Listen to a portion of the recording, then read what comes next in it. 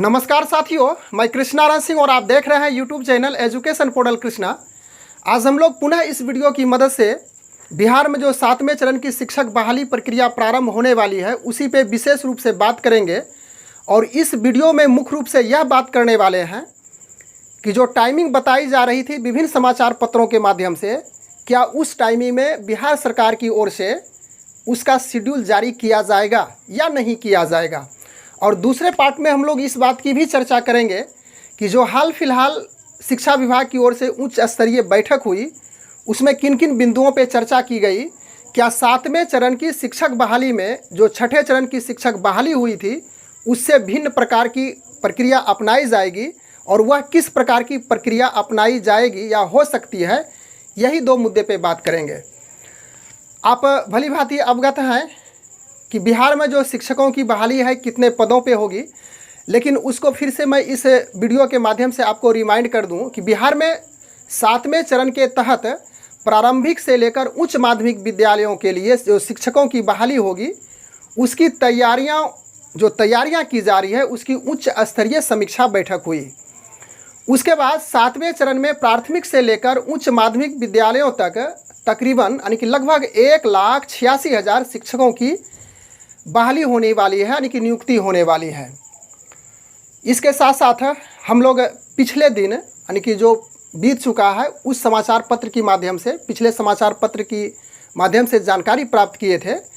कि यह जो शिक्षक बहाली का शेड्यूल है शिक्षा विभाग की ओर से जुलाई के अंतिम सप्ताह में 1 to 5 यानी कि 1 to 8 भी कह सकते हैं प्राथमिक विद्यालयों के लिए शेड्यूल जारी कर दिया जाएगा और अगस्त के प्रथम सप्ताह में माध्यमिक और उच्च माध्यमिक विद्यालयों के लिए शिक्षा विभाग की ओर से शेड्यूल जारी होने की संभावनाएं जताई जा रही थी, जिसे हम लोग विभिन्न न्यूज़ पत्रों के माध्यम से जानकारी प्राप्त किए थे। लेकिन जब उच्च स्तरीय समीक्षा बैठक शिक्षा विभाग की ओर से संपन्न कराई गई तो उसमें बात अब आकर के यह उभरती है कि इस चरण की बहाली के लिए अगस्त से सितंबर यानी कि यह जो 7वें चरण की बहाली होगी तो अगस्त से सितंबर तक रिक्तियां ही मंगाए जाने की बात कही गई है।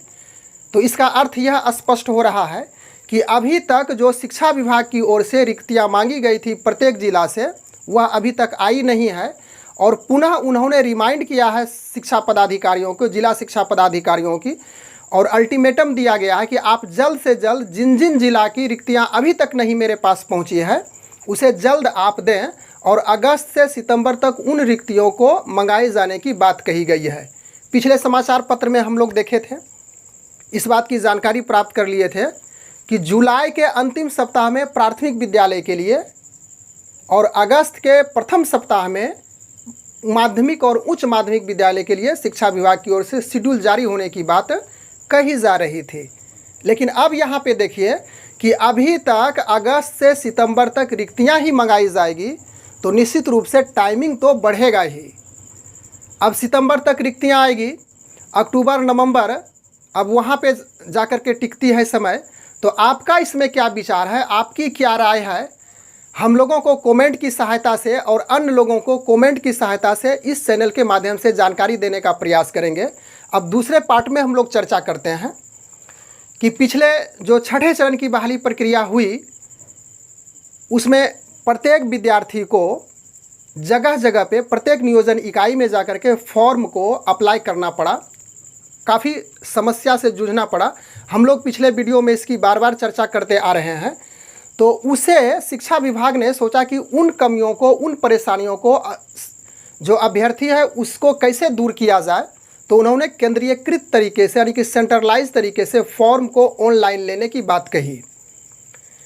इसके बाद दूसरा इसमें बात हुई, इस प्रकार से दूसरी बात इसमें कही गई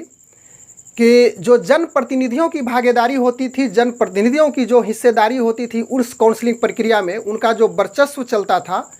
उन्हें समाप्त किया जाएगा और उन जनप्रतिनिधियों को इन काउंसलिंग प्रक्रिया यानी शिक्षक नियोजन प्रक्रिया से दूर किया जाएगा। तो दो बातें उभर करके आई जिसकी चर्चा पिछले वीडियो में हम लोग कर चुके हैं, इसमें हम लोग पुनरावृत्ति कर रहे हैं। लेकिन जब उच्च स्तरीय बैठक शिक्षा विभाग की ओर से हुई तो उसमें इस प्रकार से कुछ प्रस्ताव पेश किया गया, कुछ प्रस्ताव रखा गया जिसे हम लोग समाचार पत्र से ही जाने कि शिक्षक चयन कर, यानी कि लक्ष्य इस प्रकार से एम बनाया गया कि शिक्षक चयन कर नियोजन इकाइयों को दिया जाएगा, यानी शिक्षकों का चयन किया जाएगा। जैसे सेंट्रलाइज तरीके से जब फॉर्म लिया जाएगा तो उनका चयन कर नियोजन इकाइयों को पुनः सुपुर्द कर दिया जाएगा। इसके बाद बहाली नियोजन इकाई के माध्यम से ही होगी, ऐसी बात कही गई है। लेकिन चयन शिक्षा विभाग ही करेगा। स्पष्ट हो चुका है कि जब आप ऑनलाइन फॉर्म को फिलअप करेंगे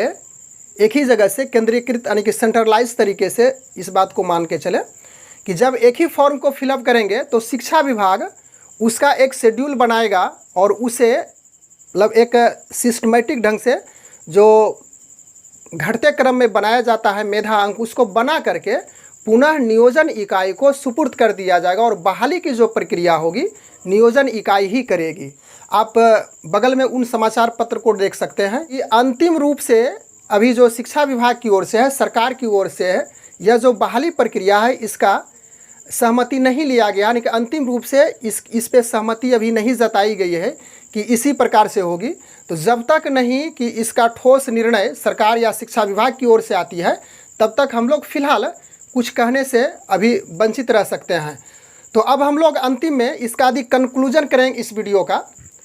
तो जो समय बताई जा रही थी शिक्षा विभाग की ओर से और विभिन्न समाचार पत्रों के माध्यम से इसकी जो जानकारी प्राप्त हो रही थी कि जुलाई के अंतिम सप्ताह और अगस्त के प्रथम सप्ताह में प्राथमिक विद्यालय से उच्च माध्यमिक विद्यालय तक का शेड्यूल जारी किया जाएगा। तो अब वह लगता है कि नामुमकिन है, क्योंकि अभी तक ही जो रिक्तियों की मांग की गई थी सभी जिला से रिक्तियां नहीं मिली है। और दूसरी बात कि जो ऑनलाइन तरीके से फॉर्म फिलअप होगा उसका एक सिस्टमेटिक सीरियल ढंग से, यानी कि जो घटते क्रम होता है उच्च से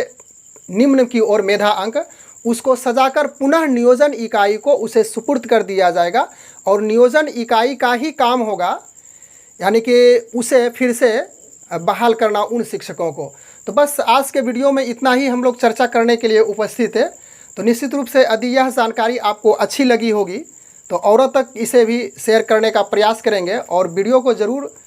लाइक करेंगे। और यदि आप चैनल पर पहली बार हैं तो चैनल को ज़रूर सब्सक्राइब करेंगे। Thanks for watching, good bye.